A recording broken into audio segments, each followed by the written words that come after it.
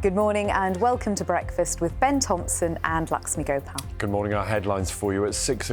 Well, just after 8:30, we will speak to a lawyer who represents more than 300 people who've been affected by that blood scandal. So that's a little later here on Breakfast. And we'll also be back with the headlines at 7. But now it's time for the travel show.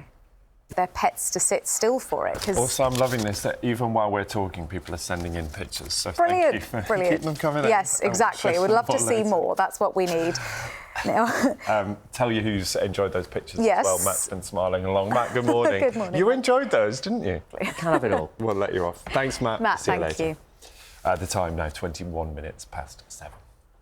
Vulnerable children with eating disorders say they feel abandoned and isolated after being sent hundreds of miles away from their families for treatment because of a shortage of beds in local specialist hospitals. Well, the government... Going into the final round, fingers crossed for him, it would be nice, wouldn't it? Fingers crossed indeed. Jane, thank you. We'll speak to you a bit later. Headlines coming up for you at 8 o'clock here on Breakfast, but now it is time for Click.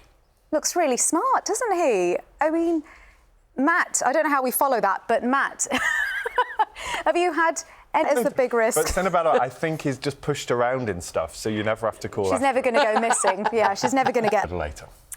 Now to a story that you'll be familiar with. Paula Venables, who's former chief executive of the Post Office, will speak for the first time as the inquiry into the Horizon IT scandal continues this week. It will be the first time that Venables has spoken publicly about the scandal since she was questioned by a committee of MPs nearly a decade ago.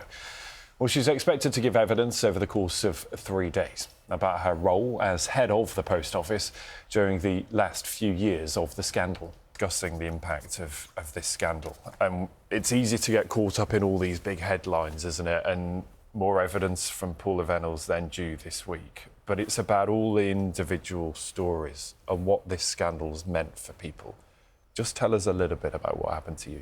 So many others in your position, but like many others, you have had to carry this burden for decades. How have you been able to cope with that?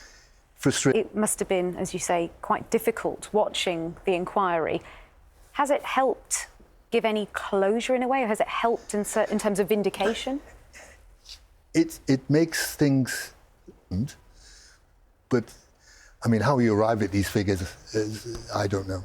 Because nothing will undo what you've been through, the effect on your finances, your home, your... Interesting to hear that evidence, won't it, this week? Keith, thank you so much. Now, the time is 8:25. It's been nearly 60 years since hydroplane pilot Donald Campbell was killed in a crash on Coniston Water during an attempt to break the 300-mile-per-hour barrier. Well, in March, Campbell's craft, it's called the Bluebird, of course, returned to Coniston for the first time after being lost for many years. It's been attracting record crowds, as Roger Johnson now reports. We saw there Dina, just one of the many people you represent, and just one of the many people whose lives have been hugely affected by this. Inquiry helped give them a sense of closure to have to talk about it. It must make the trauma... Some sort of closure for these victims. ...is that in other countries where this has happened, this has moved so much more quick. You said that tomorrow or this week you hope that the publication of the report will answer. What has been the main, most pressing question that the people you represent have had about this? It happened specifically, or about what's going to happen next? What's the most urgent answer that people are looking for? So, as we said, a final report from the public inquiry into the infected blood scandal is due tomorrow, and we will have lots of coverage on BBC Breakfast, of course, and across BBC News throughout the week. It is 21 minutes to 9. Let's talk to Jane. She's got all the sport. Morning, Jane. Luxmy and Ben. Jane, thank you. Let's get one final look at the weather this Sunday morning. Matt has all those details. Morning to you, Matt. Thank you for sharing some of those poignant stories with us. That is all from us on Breakfast this morning. Back, of course, tomorrow from 6. But now on BBC One, it is time for Sunday with Laura Koonsberg. Goodbye.